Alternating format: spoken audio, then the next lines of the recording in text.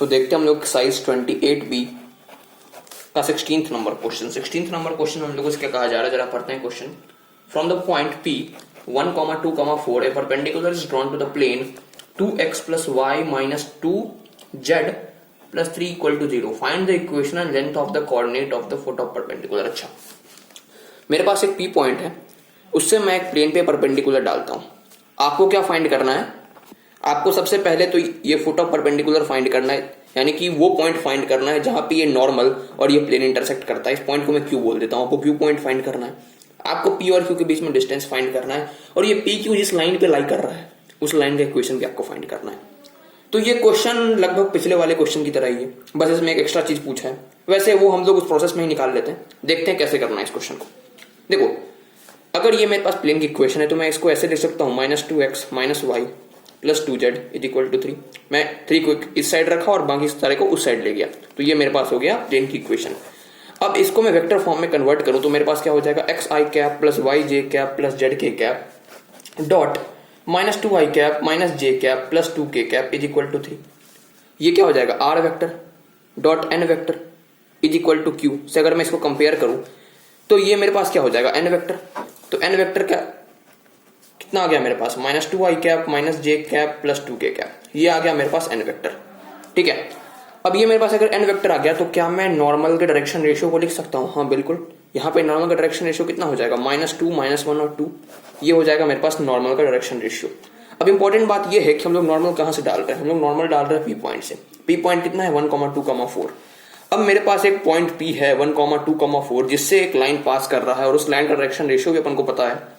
तो क्या हम उस लाइन की इक्वेशन लिख सकते हैं? कैसे लिखेंगे, x - x1/a = y - y1/b = z - z1/c। जहां पे x1 y1 z1 क्या होता है, वो पॉइंट जहां से वो लाइन पास कर रहा हो, और a और b और c क्या होता है, उस लाइन का डायरेक्शन रेशियो। अब पुट करते हैं x - 1/-2 y - 2/-1 और यहाँ पे क्या हो जाएगा z - 4/2। ये हो जाएगा मेरे पास इक्वेशन ऑफ नॉर्मल। यानी मेरे पास एक चीज तो आ गया जो हम लोगों से क्वेश्चन में पूछा गया था, इक्वेशन ऑफ नॉर्मल, वो हम लोगों ने निकाल लिया। अब देखना, अब अगर मैं इसको लैम्डा के बराबर ज्यूम कर लूं तो यहाँ से मेरे पास x कितना आता है, -2 लैम्डा + 1, y कितना आता है -λ + 2 और z कितना आता है 2 लैम्डा + 4। अच्छा, हम लोगों ने इसको निकाला क्यों बताओ? क्योंकि भाई साहब मेरे पास इस PQ नॉर्मल पे एक जनरल पॉइंट आ सके। मतलब यहाँ जो पॉइंट लाई कर रहा है, यहाँ जो पॉइंट लाई कर रहा है, यहाँ जो पॉइंट लाई कर रहा है, सबको हम लोग एक जनरल पॉइंट से रिप्रेजेंट कर सकें, इसलिए मैंने ये x, y, z निकाला। तो इसका मतलब ये जो Q पॉइंट है ये भी इस नॉर्मल पे लाई कर रहा है, ये Q पॉइंट भी इस नॉर्मल पे लाई कर रहा है। अगर ये Q पॉइंट इस नॉर्मल पे लाई कर रहा है, इसका मतलब इसके लिए भी ये x, y, z वैलिड होगा। भले लैम्डा की वैल्यू कुछ भी हो, लेकिन वैलिड तो होगा। तो क्यों ना मैं इसको -2 लैम्डा + 1 और -λ + 2 और कितना है, और 2 लैम्डा + 4 लिख लूं। हाँ बेशक लिख सकता हूं। अब इंपॉर्टेंट बात यह है कि ये Q पॉइंट इस नॉर्मल पे ही नहीं, इस प्लेन पे भी लाई कर रहा है। इसका मतलब ये Q पॉइंट के ये जो कोऑर्डिनेट हैं, इसको अगर मैं प्लेन में x, y, z की जगह रखूं तो क्या ये इक्वेशन को सेटिस्फाई करेगा? हाँ करना तो चाहिए। तो पुट कर देते हैं, 2x + y - 2z + 3 = 0 में अगर मैं इसको रखूं तो यहाँ पे कितना हो जाएगा, 2 - 2 लैम्डा + 1 प्लस में -λ + 2 और -2 में 2 लैम्डा + 4 + 3 = 0। तो यहाँ पे कितना हो जाएगा मेरे पास, -4 लैम्डा + 2 -λ + 2 और यहाँ हो जाएगा -4 लैम्डा - 8 + 3 = 0। ठीक है ना। अब इसको सॉल्व करते हैं, -4 लैम्डा -λ और -4 लैम्डा, ये कितना हो गया, -9 लैम्डा। 2 + 2 4 हो गया और 4 - 8 तो -4 + 3 कितना हो जाएगा, -1 हो जाएगा = 3। यानी कि लैम्डा कितना आ गया यहाँ से, -1/9 आ गया। ठीक है ना। अब मैंने लैम्डा निकाल लिया। अब अगर मैंने लैम्डा निकाल लिया तो क्या मैं लैम्डा को इस क्यूब पॉइंट के कोऑर्डिनेट्स में पुट कर सकता हूँ? इससे मेरे पास क्यूब पॉइंट आ जाएगा। तो क्यूब पॉइंट कितना आ जाएगा, -2 × -1/9 + 1 -1/9 + 2 और यहाँ पे क्या हो जाएगा 2 × -1/9 + 4। ये कितना हो जाएगा मेरे पास 2/9 + 1 और ये हो जाएगा 1/9 + 2 और ये हो जाएगा -2/9 + 4। ठीक है, ये कितना हो गया 11/9 हो गया।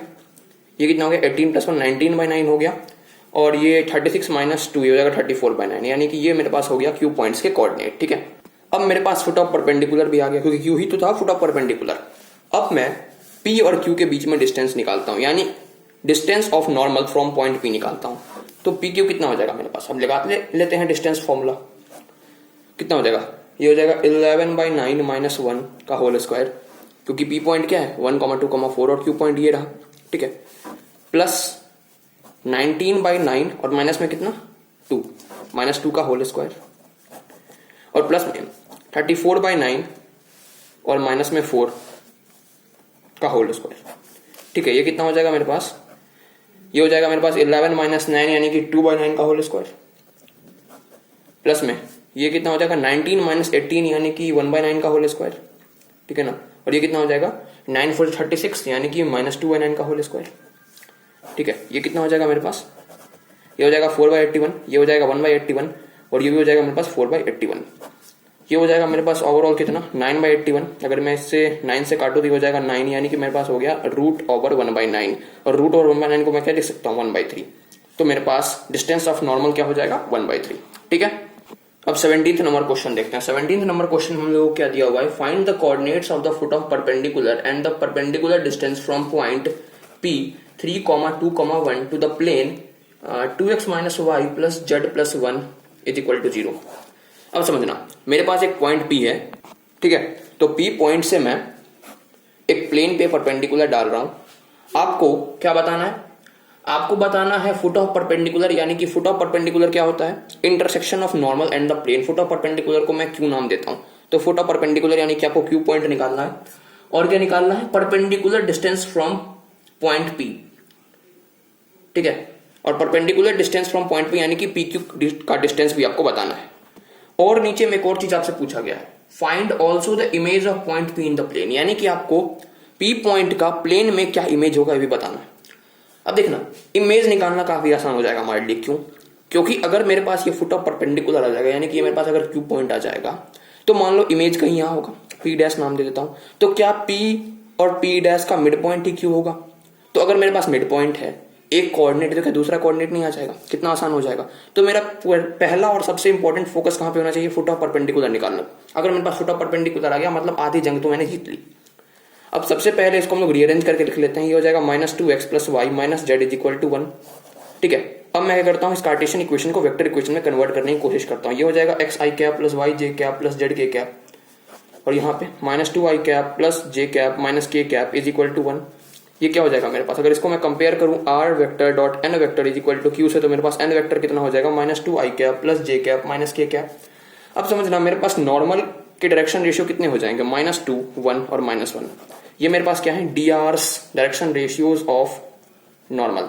अच्छा, नॉर्मल किस पॉइंट से पास कर रहा है, नॉर्मल P से पास कर रहा है, तो मेरे पास P पॉइंट कितने हैं 3,2,1। तो क्या मैं नॉर्मल की इक्वेशन लिख सकता हूँ, हाँ बिल्कुल, नॉर्मल की इक्वेशन कैसे लिख सकता हूँ, x - x1/a = y - y1/b = z - z1/c, जहां पे x1 y1 z1 क्या होता है, वो पॉइंट जहां से लाइन पास कर रहा होता है, और a और b और c क्या होता है, DRs ऑफ दैट लाइन।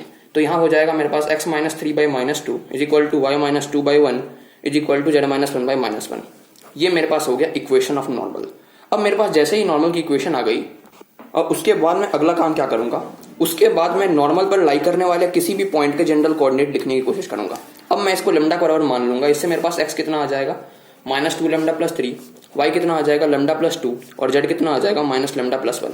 अब मेरे पास x, y, z आ गया। अब ये x, y, z नॉर्मल पे यानी कि PQ पर लाई करने वाले किसी भी पॉइंट को सेटिस्फाई करेगा, चाहे लैम्डा की वैल्यू कुछ भी हो। तो मैं Q पॉइंट भी नॉर्मल पे लाई कर रहा है, तो क्या मैं Q पॉइंट के कोऑर्डिनेट भी यही लिख सकता हूँ, भले लैम्डा की वैल्यू कुछ और हो। तो मैं यहाँ लिखता हूँ कितना -2 लैम्डा + 3, लैम्डा + 2, -लैम्डा + 1। अब इंपॉर्टेंट बात यह है कि ये Q पॉइंट इस प्लेन पे भी लाई कर रहा है, मतलब इस Q पॉइंट के जो भी कोऑर्डिनेट मेरे पास आए हैं, ये इस प्लेन को भी सेटिस्फाई करना चाहिए। तो मैं क्या करता हूँ, Q पॉइंट को इस प्लेन में पुट करता हूँ, और उससे मैं लैम्डा की वैल्यू निकालता हूँ। लैम्डा की वैल्यू आने के बाद मेरे पास Q पॉइंट आ जाएगा, और फिर मैं सारा काम तो कर ही लूंगा। ठीक है, करते हैं अगले पेज में। अच्छा, अब देखना, ये मेरे पास प्लेन की इक्वेशन थी, ये मेरे पास Q पॉइंट था, ये मेरे पास P पॉइंट था।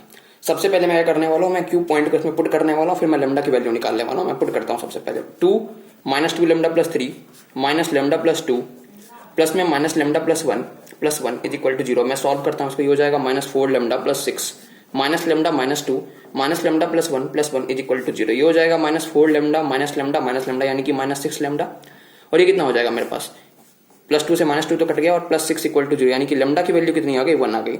अब जैसे मेरे पास लैम्डा की वैल्यू 1 आई, वैसे मैं इसमें पुट करूंगा, मेरे पास Q पॉइंट के कोऑर्डिनेट आ जाएंगे, यानी कि फुट ऑफ परपेंडिकुलर का कोऑर्डिनेट आ जाएगा।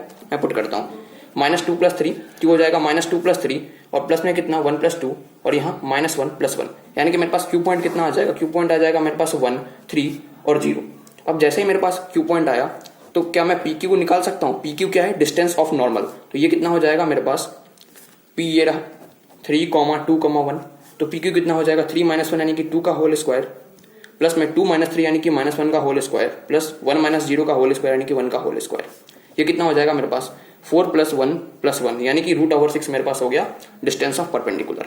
अब मुझे एक और चीज निकालनी है, क्या, इमेज। अब देखना मेरे पास ये रहा पी पॉइंट 3, 2, 1, ये एक प्लेन है, ये मेरे पास फुट ऑफ परपेंडिकुलर क्यू कितना है मेरे पास 1, 3, 0, और मुझे इसका इमेज निकालना है पी डैश। तो क्या पी और पी डैश का मिड पॉइंट क्यू है, यानी कि मैं लिख सकता हूँ p + p' / 2 = क्यू। अब इसको मैं जनरलाइज कर दूंगा x, y, z के लिए, यानी कि x कोऑर्डिनेट के लिए, y कोऑर्डिनेट के लिए और z कोऑर्डिनेट के लिए। इसके कोऑर्डिनेट को मैं मान लेता हूँ x, y, z। x + 3/2 = 1, और कितना हो जाएगा y + 2/2 = 3, और यहाँ से कितना हो जाएगा z + 1/2 = 0, यानी कि यहाँ से मेरे पास हो जाएगा x = 2 - 3 यानी कि -1, y = 6 - 2 यानी कि 4, और z = -1 यानी कि -1, 4, -1 हो जाएगा मेरे पास P पॉइंट का image with respect to this plane. ठीक है, चलो तो फिर